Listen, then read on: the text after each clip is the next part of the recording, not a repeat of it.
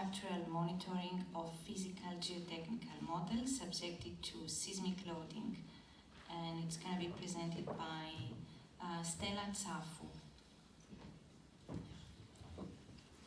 Welcome. Thank you. Good afternoon, and thank you for having me here. I'm going to present to you my study, Image Analysis and Structural Monitoring of Physical Geotechnical Models subjected to seismic loading.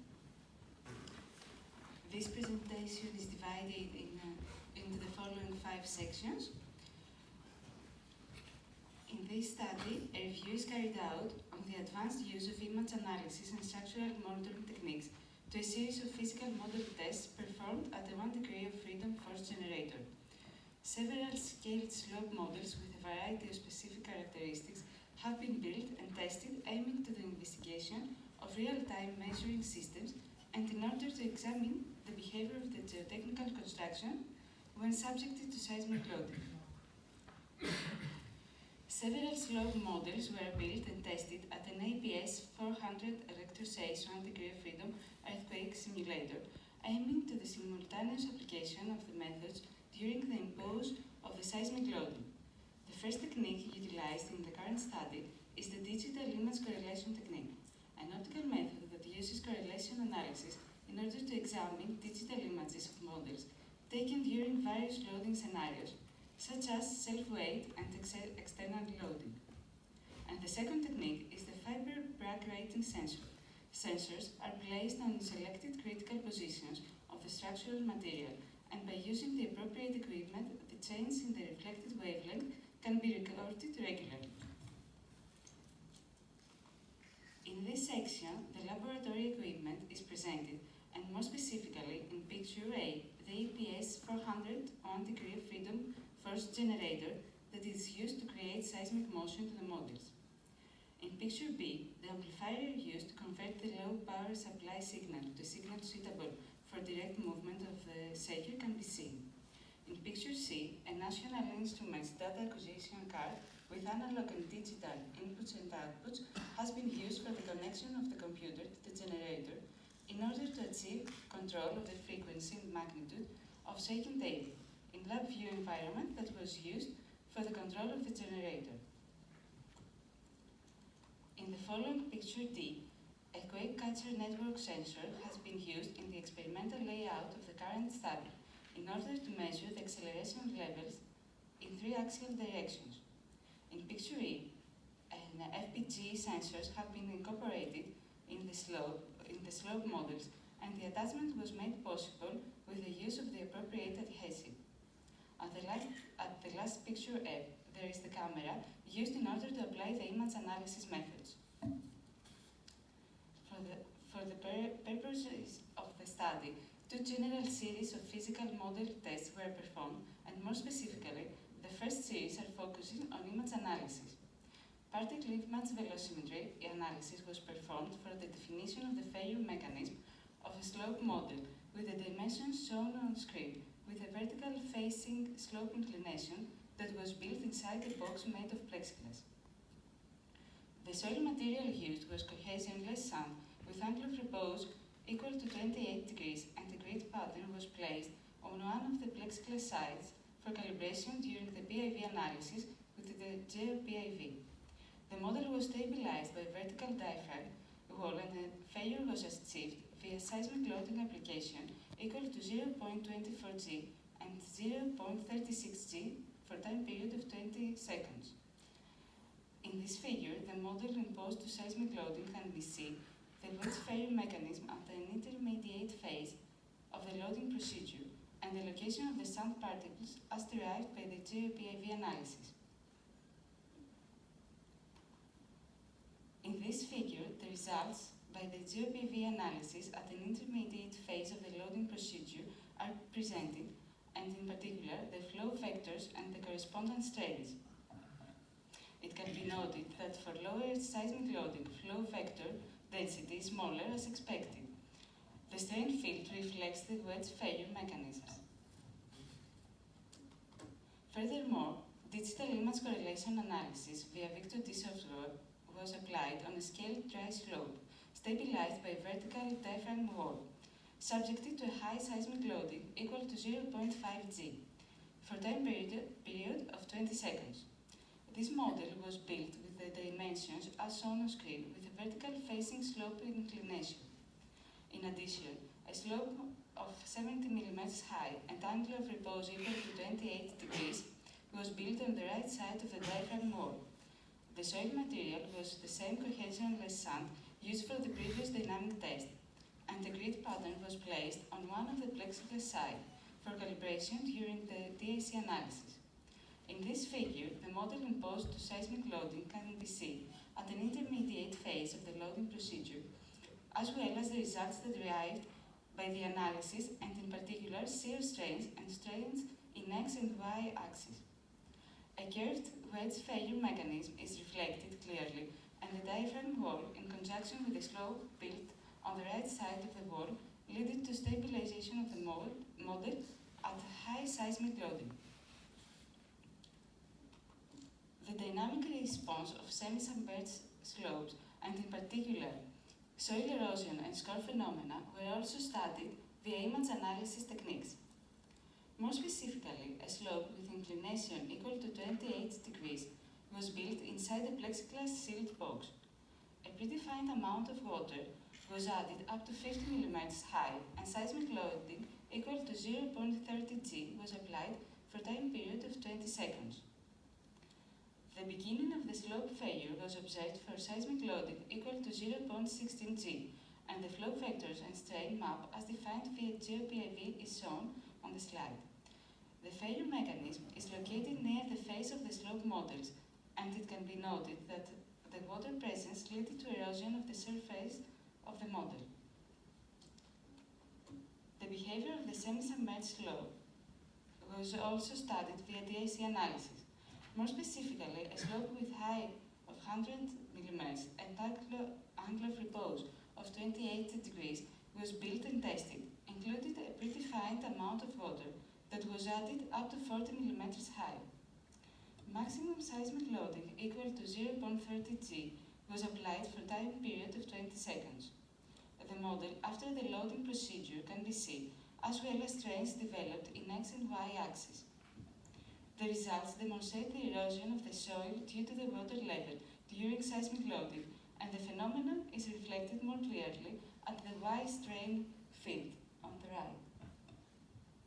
During the model making procedure, the predefined amount of the water added reached the upper layers of slope, leading to score of its surface due to suction. This phenomenon was also illustrated during the DAC analysis.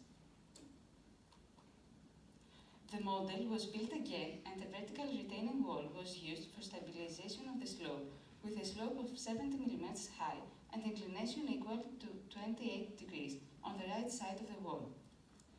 Maximum seismic loading equal to 0.3 G was applied for a time period of 20 seconds.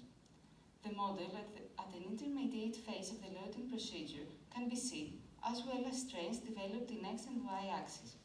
In particular, a curved wedge failure mechanism can be seen during the strain map created via Victor D.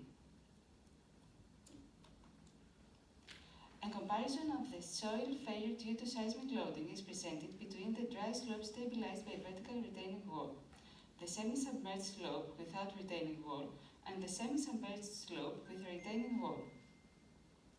The comparison is performed in terms of strain at y-axis, and it can be noted that failure of the dry slope stabilized by a vertical wall was smaller as expected, while soil erosion of the semi-submerged slope without stabilization was very high, as well as score of its surface due to suction. At the semi-submerged slope stabilized via the retaining wall, strains on y-axis are medium.